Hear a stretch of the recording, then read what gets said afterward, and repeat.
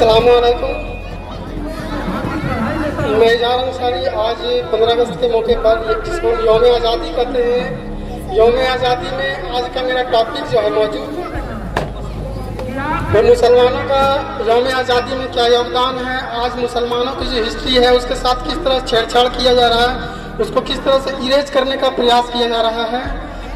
तो जो भी कौम इल्म से दूर हो जाती है उसकी हिस्ट्री तो कहीं ना कहीं इरेज की जाती है, चाहे दुनिया के किसी भी हिस्ट्री के साथ की जाए। ये घटना घटती रहती है। चूँकि मुसलमानों का इतिहास बहुत लंबा चौड़ा है और उसको मैं 10 मिनट या 1 घंटे में नहीं खत्म कर सकता। अगर इसको बोला जाए तो इस पर एक बड़ी लंबी चौड़ी बहस शुरू हो जाएगी। लेकिन आज के जो दौर है उसमें मुसलमानों को इतना प्रताड़ित किया जा रहा है, छोटा दिखाने का प्रयास किया जा रहा है कि उसके इतिहास से भी खेलकाल किया जा रहा है और उसके जो धरोहर हैं उसको भी मिटाने का प्रयास किया जा रहा है ताकि उसको आगे इतिहास में दिखाना ना पड़े। तो आज मैं उसी पर एक टॉपिक बताना चाह रहा हूँ। आज हमने यौम आज़ादी मनाई, इस तिरंगे को आज में हम लोगों ने फहराया, लेकिन क्या किसी को ये पता है कि इस तिरंगे का जो डिज़ाइन है उस तिरंगे के डिज़ाइन को तैयार किसने किया था? उस तिरंगे के डिज़ाइन को तैयार करने में किसका योगदान था? आपकी कोई जानते हैं, बता सकते हैं? कोई बता सकते हैं? तो तिरंगे का डिज़ाइन एक मुस्लिम महिला ने तैयार किया था जो हैदराबाद की थी, जिनका जो बदरुद्दीन तैयब जो एक भारत के मुसलमान देशभक्त थे, स्वतंत्रता सेनानी थे, उसकी पत्नी थी, उन्होंने तैयार किया था। और इसको आज के समय जबकि देश 75वां स्वतंत्रता दिवस मना रहा था तो उस दौरान ये भी अभी सरकार के द्वारा कहा गया था कि हर कोई तिरंगा 3 दिन पहले से फहराएगा, लेकिन इस दौरान क्या तिरंगे की बेगुनाती हर जगह देखने को मिली। कहीं पर इसको लेकर के डीजे बजाए गए, कहीं पर क्या है बार गर्ल्स के द्वारा नाच नचाया गया, कहीं पर इस तरह से घटनाएं घटी कि जिसकी अगर सोशल मीडिया में उसको देखा जाए और उस पर बातें की जाए तो आज हमने स्वतंत्रता दिवस पर तिरंगे की जो आबरू होती है उसको उतारने में कहीं कसर नहीं छोड़ी। तो आज का जो मौजू है, मैं आज जो मुसलमानों की इतिहास है उसको मिटाने की कोशिश किया जा रहा है, लेकिन मैं एक मौजू जो टीपू सुल्तान है मैं उसी के बारे में कह रहा हूँ कि टीपू सुल्तान कितने बड़े शासक थे, कितने बड़े देशभक्त थे, आज आपको नहीं बताया जाता। लेकिन अगर उस पर बात करेंगे तो एक पूरी दिन बीत जाए लेकिन वो ख़त्म नहीं होगी।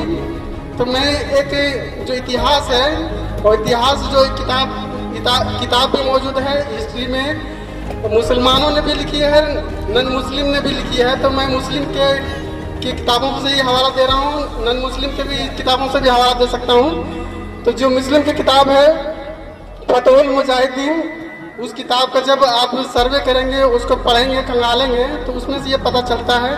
और आज का जो मुसलमान है उसके साथ जो सबसे बड़ी छेड़छाड़ की गई थी, जो सेकुलरिज्म कहा जाता है, सेकुलरिज्म मतलब समाजवाद, उसके साथ जो छेड़छाड़ किया गया था 10 अगस्त 1950 के दिन ही भारत के संविधान से ये पहला छेड़छाड़ हुआ था। और छेड़छाड़ होने के बाद शेड्यूल कास्ट जो जातियाँ हैं उसको धर्म के आधार पर, चाहे ईसाई हो, चाहे मुसलमान हो, चाहे दलित हो, उसको धर्म के नाम पर उससे रिजर्वेशन छीन लिया गया था। उसके बाद 1991 में किसी तरह मंडल कमीशन की अध्यक्षता में आपको देने का प्रयास किया गया, लेकिन लोग ओबीसी जो जातियां आज मंडल कमीशन की बात नहीं करती बल्कि कमंडल की बात करती, धर्म की बात करती है और उसी में उलझ के रह गई।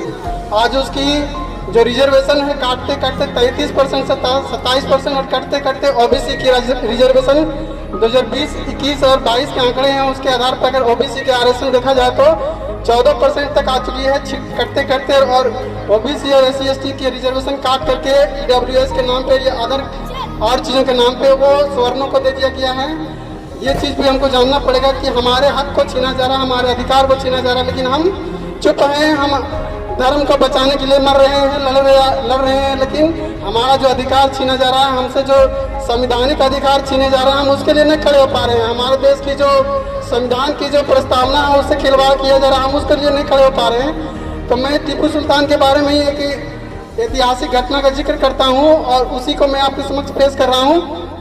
तो फजर के नमाज के बाद बहुत सारे नमाजी नमाज पढ़ करके जब मस्जिद के हाथे से निकल रहे थे तो उन्होंने देखा कि मस्जिद के हाथे में एक 14-15 साल का लड़का लहूलुहान पड़ा था और लहूलुहान में पड़ा था और उसके बगल में एक शेर मरा पड़ा हुआ था।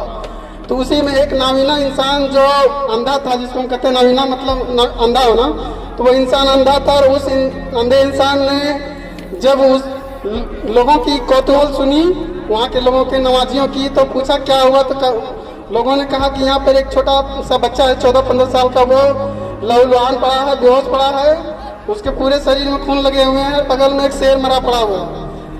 तो जब उस इंसान ने पूछा कि ये बच्चा किसका है, पहले इसको होश में लाने की कोशिश करो, उसके बाद हम जानकारी लेते हैं कि किसका बच्चा है। जब उस बच्चे के पर पानी मारे गए और उसको होश में लाया गया, तो जब उसके बारे में पूछा गया तो उस लड़के ने बताया कि मैं फखरुन्निसा का बेटा हूँ और मेरे पिता का नाम हैदर अली है। और जब लोग उस बच्चे को लेकर उसके घर पहुंचे, उसके माता पिता से फखरुन्निसा और हैदर अली से जब बात की गई कि बताइए आखिर आपने इस बच्चे को कैसे पाला कि इसने 14 साल की उम्र में एक शेर को मार दिया, जो एक बड़े से बड़े जो 30 मार खान बनते हैं आज के डेट में या उस दौर में, उसको हिम्मत नहीं होती थी, लेकिन एक छोटे से 14 साल के बच्चे ने शेर मार दिया। तो उसकी माँ बाप ने कहा कि हम लोग तो शेर को मैंने जो बच्चा पाला, जैसे आप अपने बच्चे को पालते हैं, हमने भी बच्चे को उसी तरह पाला। हम उसमें कोई जो नए तरीके से नहीं पाला, लेकिन जब लोगों को उसके मन के अनुरूप कोई जानकारी नहीं मिल पाई तो लोग क्या वहाँ से जाने लगे। उसी दौरान उसकी माँ ने कहा कि जब हमें कोई बच्चा नहीं हो रहा था तो हमारे जो पीर थे टीपू सुल्तान औलिया, उनके कहने पर पीर सा कलंदर जो हमारे कलंदर जो थे पीर उन्होंने कहा था कि आप टीपू सुल्तान औलिया के दरगाह पे जाइए और खिराज अकीदत के साथ वहाँ औलाद की मांग कीजिए, बच्चे की मांग कीजिए। और जब उनके रहमो करम से उनको औलाद हुई तो औलाद होने के बाद उनको टीपू सुल्तान औलिया जो है उनके सपने में आया और कहा था कि उनको कि आप इस बच्चे को जब पालना तो इतने अच्छे तरीके से पालना, इतने खिराजत अकीदत के साथ पालना कि जब वो बच्चा जब आप उसको दूध भी पिलाओ तो पावजू पिलाओ, शायद उसी की रहमत है, बरकत है कि मेरा बच्चा आज इतना बड़ा साहसी लड़का बना कि उसने एक शेर को मार दिया। आप जानते हैं वो लड़का कौन था? वो लड़का ही आगे चल करके टीपू सुल्तान के नाम से जाना गया, शेर मैसूर के नाम से जाना गया। ऐसी थी इनके नाम पे काफ़ी चीज़ें हैं। ये जान के चलिए कि भारत को पहला मिसाइल देने वाला भी टीपू सुल्तान और हैदर अली थे। जब आप गूगल पे जाने पर कोंगरी शब्द का जैसे भी सर्च करोगे वैसे आपको क्या कोंगरी मिसाइल के बारे में पता चलेगा। और कोंगरी मिसाइल के बारे में जब सर्च करोगे तो 1799 की जब लड़ाई हुई थी अंग्रेजों के साथ वो आती है। तो अंग्रेजों ने कहा था कि जब 1799 में टीपू सुल्तान को मारा गया तो उनके बाद उनसे जो मिसाइलें जब्त की गई थी उन मिसाइलों को इंग्लैंड ले जाया गया और अंग्रेज उस पर रिसर्च किए कि आखिर उन दिनों में जब मिसाइल टीपू सुल्तान और हैदर अली इस्तेमाल करते थे उसकी रेंज मिसाइल की 2 किलोमीटर से ज़्यादा कैसे होती थी, जबकि अंग्रेज जो इतने पढ़े लिखे थे उनकी मिसाइलें थी अंग्रेजों के पास पहले भी थी लेकिन उनकी रेंज आधे किलोमीटर से भी कम थी। तो बाद में एक किताब को ले जाया गया यहाँ से भारत से, उसको कहा गया था फतहुल मुजाहिदीन, जो आज पेरिस की म्यूजियम में रखी हुई है। लेकिन भारत सरकार या कोई भी आज के डेट में ऐसा अधिकारी नहीं है कि हमारी जो विरासत अंग्रेजों के पास है या विदेशों में है उसको लाया जा सके।